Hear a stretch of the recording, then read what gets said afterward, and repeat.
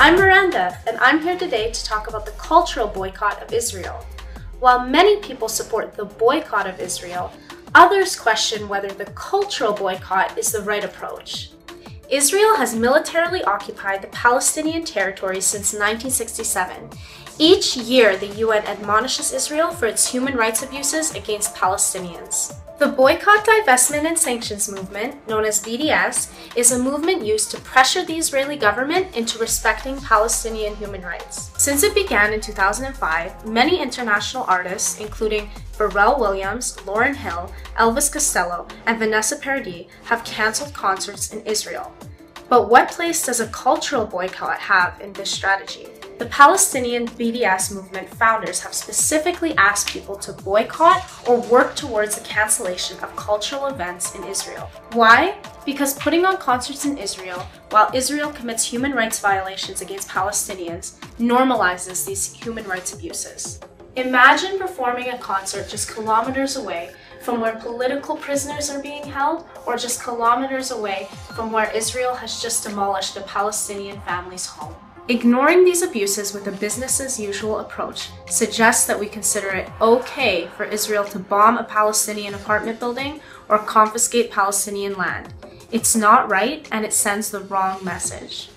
In refusing to perform in Israel, artists clearly express their disapproval of Israel's human rights violations and abuses against Palestinians. Israel takes great pride in its cultural institutions. The Israeli government even funds artists to promote Israeli culture. Many believe Israel does this to deflect attention from its human rights abuses. But by refusing to perform in Israel and by refusing Israeli artists abroad, the world forces Israelis to stop and seriously reflect upon the human rights abuses of their government. Some artists have expressed disagreement with the cultural boycott. Some musicians have made arguments like music is universal and invite both Israelis and Palestinians to their concerts. But such talk ignores the day-to-day realities of Palestinians who are second-class citizens in Israel and occupied peoples in Gaza and the West Bank.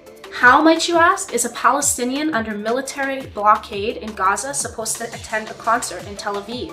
Or how can music hide the fact that two systems of law apply in the West Bank, one for Jewish Israelis and another more oppressive one for Palestinians? In 1961, Ray Charles refused to perform a concert in Atlanta, Georgia, because the venue segregated African Americans from whites.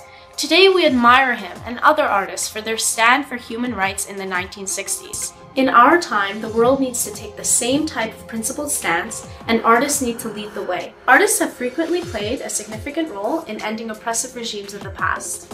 Consider dissident writers like Alexander Solzhenitsyn in the Soviet Union, or dissident musicians like Johnny Clegg in South Africa. Artists can also lead the way in opposing Israel's human rights violations against Palestinians. It's about creating awareness, one reader and one music fan at a time. Hopefully Israel will end its occupation soon and give Palestinians their rights.